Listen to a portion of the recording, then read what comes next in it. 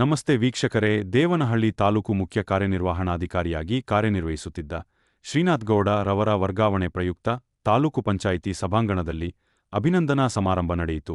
ಈ ಸಂದರ್ಭದಲ್ಲಿ ಕರ್ನಾಟಕ ರಾಜ್ಯ ಪಂಚಾಯತ್ ಅಭಿವೃದ್ಧಿ ಅಧಿಕಾರಿಗಳ ಕ್ಷೇಮಾಭಿವೃದ್ಧಿ ಸಂಘದ ರಾಜ್ಯಾಧ್ಯಕ್ಷ ದಿಲೀಪ್ ಕುಮಾರ್, ದೇವನಹಳ್ಳಿ ತಾಲೂಕು ಉಪ ತಹಸೀಲ್ದಾರ್ ಜಯಕುಮಾರ್, ಇಒ ಮುನಿರಾಜು, ಜಿಲ್ಲಾ ಪಂಚಾಯಿತಿ ಮಾಜಿ ಸದಸ್ಯ ಬಾಲೆಪುರ ಲಕ್ಷ್ಮೀನಾರಾಯಣಪ್ಪ, ತಾಲೂಕು ಗ್ಯಾರಂಟಿ ಯೋಜನೆಗಳ ಅನುಷ್ಠಾನ ಸಮಿತಿಯ ಅಧ್ಯಕ್ಷ ಜಗನ್ನಾಥ್, ನಿವೃತ್ತ ತಹಶೀಲ್ದಾರ್ ಗಂಗಾಧರಪ್ಪ, ತಾಲೂಕಿನ ಎಲ್ಲಾ ಅಭಿವೃದ್ಧಿ ಅಧಿಕಾರಿಗಳು ಒಳಗೊಂಡಂತೆ ಸಿಬ್ಬಂದಿ ಮತ್ತು ತಾಲೂಕು ಮಟ್ಟದ ಅಧಿಕಾರಿಗಳು, ತಾಲೂಕು ಪಂಚಾಯಿತಿ ಸಿಬ್ಬಂದಿ ಇನ್ನು ಇತರರು ಹಾಜರಿದ್ದರು. ನೀರು ಬಂದಿದ್ದು ಆಚೆ ಹೋಗಕ್ಕೆ ಎರಡಿದ್ರೆ ಅವ್ರು ಓಕೆ. ಅದೇ ರೀತಿ ಎಲ್ಲರೂ ಬಹಳಷ್ಟು ಜನ ಪರಿಚಯ ಇದ್ದೀರಿ, ಇನ್ನೊಂದಷ್ಟು ಜನ ಪರಿಚಯ ಇದೆ. ಇವಾಗ ಹೊಸದಾಗಿ ಬಂದಿರೋರೆಲ್ಲ ಪರಿಚಯ ಕಮ್ಮಿ. ಸಾಮಾನ್ಯವಾಗಿ ನನ್ನ 3 ವರ್ಷದಿಂದ ಇದ್ದ ಅಧಿಕಾರಿಗಳೆಲ್ಲರೂ ನೋಡಿರ್ತಾರೆ. ಎಲ್ಲರೂ ನಮ್ಮ ಹತ್ರ ವಿಶ್ವಾಸವಾಗಿ ನಾವು ಅವ್ರನ್ನೂ ವಿಶ್ವಾಸ ಕೆಲಸ ಮಾಡಿಸಿದ್ದೀರಿ. ಅದೇ ರೀತಿ ನಮ್ಮ ತಾಲೂಕ್ ಪಂಚಾಯತಿನೂ ಒಳ್ಳೆ ಟೀಮ್ ಇತ್ತು. ಜಿಲ್ಲಾ ಪಂಚಾಯತಿನಲ್ಲಿ ಒಂದು ದಿನ ಒತ್ತಡಗಳಿರುತ್ತೆ. ನಮ್ಮ ಇಲಾಖೆಯಲ್ಲಿ ಕೆಲಸ ಮಾಡಬೇಕಾದಾಗ ಆ ಒತ್ತಡಗಳ ನಡುವೆನೂ ಸಹ ಎಲ್ಲರ ಹಿತಾಸಕ್ತಿ ಕಾಪಾಡೋದು ಸಹ ವ್ಯತ್ಯಾಸ ಆಗಿದ್ದಾಗ ನಾವು ಸಂಘಟನೆಗಳು ಸಂಘದಿಂದ ಏನಾದ್ರೂ ಸಹ ಮಾತಾಡಿರ್ತೀವಿ. ಅದು ಆ ಒಂದು ವಿಷಯದ ಹೊರತಾಗಿ ಬಿಟ್ರೆ ವೈಯಕ್ತಿಕವಾಗಿ ಯಾವುದಲ್ಲ. ಬಹಳಷ್ಟು ಸಂದರ್ಭದಲ್ಲಿ ಅವ್ರ ಯಾಕಂದ್ರೆ ಹೊಸಕೋಟೆಯಿಂದ ಬಂದಾಗ ಸಹ ಇವತ್ತಿಗೂ ಅದೇ ರೀತಿಯಾದ ಸಂಬಂಧ ಇದೆ. ಏನಿದ್ರು ನೇರವಾಗಿ ಹೇಳ್ತೀವಿ ಅಷ್ಟೇ. ಯಾವತ್ತೂ ಅವರ ವಿಚಾರದ ಕುರಿತಾಗಿ ಹಿಂದೆ ಮಾತಾಡ್ತಕ್ಕಂಥದ್ದಾಗ್ಲಿ ಯಾವತ್ತೂ ಮಾಡಲ್ಲ. ಎರಡನೇ ವಿಷಯ ಇನ್ನೊಂದೇನಪ್ಪಾ ಅಂದ್ರೆ ಇರ್ತಕ್ಕಂಥದ್ದು ನೇರವಾಗಿ ಮಾತ್ರನೇ ಅವ್ರ ಹತ್ರ ಪ್ರತಿನಿಧಿಸ್ತೀವಿ. ಯಾಕಂದ್ರೆ ಅವರು ಸಿಬ್ಬಂದಿಗಳ ಪರವಾಗಿ ನಿಲ್ತಾರೆ ಅಂತಕ್ಕಂಥ ಮನೋಭಾವದಿಂದ.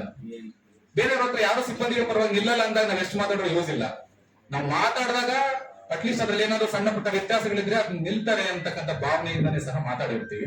ಅದವ್ರಿಗೆ ಬೇಸರ ಆಗಿದ್ರೆ ಈ ಸಭೆ ಪರವಾಗಿ ಸಂವಾದದಲ್ಲಿ ಕೇಳ್ಕೊಳ್ತೀನಿ, ಅದನ್ನ ತಪ್ಪಾಗಿ ಭಾವಿಸ್ಬೇಡಿ ಸರ್ ಅಂತ. ಅದರ ಜೊತೆನಲ್ಲೂ ಸಹ ಬಹಳಷ್ಟು ಸಿಬ್ಬಂದಿಗಳ ಒಂದು ಅನುಮೋದನೆ ಸಂದರ್ಭದಲ್ಲಿ ಸ್ವಲ್ಪ ಸಮಸ್ಯೆಗಳಾಗ್ಲಿ ಅಥವಾ ಏನಾದ್ರೂ ಅನುಮಾನಗಳಾಗ್ಲಿ ಡೌಟ್ಗಳಾಗ್ಲಿ ಬಂದಾಗ ಫಸ್ಟ್ ಕರೆ ಹೋಗೋದು ಅವ್ರಿಗೆ. ಅಂದ್ರೆ ಅವ್ರಿಗಿರ್ತಕ್ಕಂಥ ಏನೊಂದು ಶಾರ್ಪ್ನೆಸ್ ಅಂತ ಏನ್ ಕರಿತೀವಿ ನಾವಿಬ್ಬರಿಗೂ ಆರೋಗ್ಯವಿಲ್ಲ. ಅದು ದೇವರು ಅವ್ರು ಕೊಟ್ಟಿರ್ತಕ್ಕಂಥ ಒಂದು ಯಾವುದೇ ಸಿಚುವೇಶನ್ ಅನ್ನ ಅವರು ಅರ್ಥ ಮಾಡ್ಕೊಳ್ಳುವಷ್ಟು ಸುಲಭವಾಗಿ, ಅವರು ಅರ್ಥ ಮಾಡ್ಕೊಳ್ಳುವಷ್ಟು ಪ್ರಾಕ್ಟಿಕಲ್ ಆಗಿ ಬೇರೆಯವ್ರು ಮಾಡ್ಕೊಳ್ಳಿಕ್ಕೆ ಕಷ್ಟ. ಯಾಕಂದ್ರೆ ಅವ್ರಿಗೆ ವಿಶೇಷವಾಗಿರ್ತಕ್ಕಂಥ ಒಂದು ಜ್ಞಾನ ಕೊಟ್ಟಿದ್ದಾರೆ. ಅಂತಹ ಶ್ರೀನಾಥ್ ಅವರು ದೇವನಹಳ್ಳಿ ಇಂದ ವರ್ಗಾವಣೆ ಆಗ್ತಿದ್ದಾರೆ. ವರ್ಗಾವಣೆ ಆಗಮಿಸಿದ 6 ತಿಂಗಳ ಮೊದಲೇ ಈ ಸ್ಥಾನಕ್ಕೆ ನಾನೇ ಬರ್ಬೇಕು ಅಂತ ಹೇಳ್ಬಿಟ್ಟು ಏನು ಈ ತಾಲೂಕಿನ ಅತ್ಯಂತ ಪ್ರಮುಖರಲ್ಲಿ ಎಲ್ರಿಗೂ ಕೂಡ ಮನವಿಯನ್ನು ಮಾಡಿಕೊಂಡು ನನ್ನ ಕೂಡ ಜೊತೆಗೆ ಇಟ್ಕೊಂಡು ಬರ್ಬೇಕು ಅಂತ ಹೇಳ್ಬಿಟ್ಟು ನನಗೆ ಬಹಳಷ್ಟು ಸಹಕಾರವನ್ನು ಸಹಾಯವನ್ನು ಮಾಡಿದ್ದಾರೆ. ಅದರ ಜೊತೆಗೆ ಇಲಾಖೆಯಲ್ಲಿ ಅವ್ರು ಮಾಡಿರ್ತಕ್ಕಂಥ ಒಂದು ಕೆಲಸ ಇದೆಯಲ್ಲ, ಅದು ಅವರಲ್ಲೂ ಕೂಡ ಮರೆಯಲಾಗತಕ್ಕಂಥದ್ದು. ದೇವನಹಳ್ಳಿನಲ್ಲಿ ಅವರ ಕೋರ್ಟ್ ಕೇಸ್ಗಳನ್ನು ಆನ್ಲೈನ್ ಮಾಡಿದಾಗ ನಮ್ಮ ಪ್ರಿನ್ಸಿಪಲ್ ಸೆಕ್ರೆಟರಿ ಯಾರು ನಿಮ್ಮ ಸ್ಕೂಲ್ ಎಷ್ಟು ಗೌರ್ಮೆಂಟ್ ಆಸ್ತಿ ಇದೆ, ಶಾಲೆ ಎಷ್ಟಿದೆ, ಅಂಗನವಾಡಿ ಎಷ್ಟಿದೆ, ಮತ್ತೆ ಗೌರ್ಮೆಂಟ್ ಹಾಸ್ಪಿಟಲ್ಸ್ ಎಷ್ಟಿದೆ, ಒಂದು ಇಲಾಖೆ ಅಂತಲ್ಲ ಬರೀ ಶಾಲೆ ಅಂಗನವಾಡಿ ಗೌರ್ಮೆಂಟ್ ಆಸ್ತಿಗಳು ಎಷ್ಟಿದೆ ಕೂಡ ಅಷ್ಟೊಂದು ಕೂಡ ಸ್ಟೇಟ್ ಅಲ್ಲಿ ಫಸ್ಟ್ ಟೈಮ್ ಟೋಟಲ್ ಡಿಸ್ಪ್ಯೂಟ್ ಇರೋದು ಬಿಟ್ಬಿಟ್ಟು ನಾನು ಹೇಳ್ತೀನಿ, ಅವರಪ್ಪ ತೀರಾ ಪ್ರಾಬ್ಲಮ್ ಇತ್ತು ಅಂದ್ರೆ ಶರದಲ್ಲಿ ಹಾಕಿ ನನ್ನ ಹೆಸರೇ ಹಾಕಿ ಪರವಾಗಿಲ್ಲ, ಕೋರ್ಟ್ ನನ್ನ ಮೇಲೆ ಹೋಗ್ಲಿ, ಗೌರ್ಮೆಂಟ್ ಆಸ್ತಿ ಉಳಿಸಿದ್ರೆ ನನ್ನ ಮೇಲೆ ಹೋಗ್ಲಿ ಪರವಾಗಿಲ್ಲ ಅಂತ.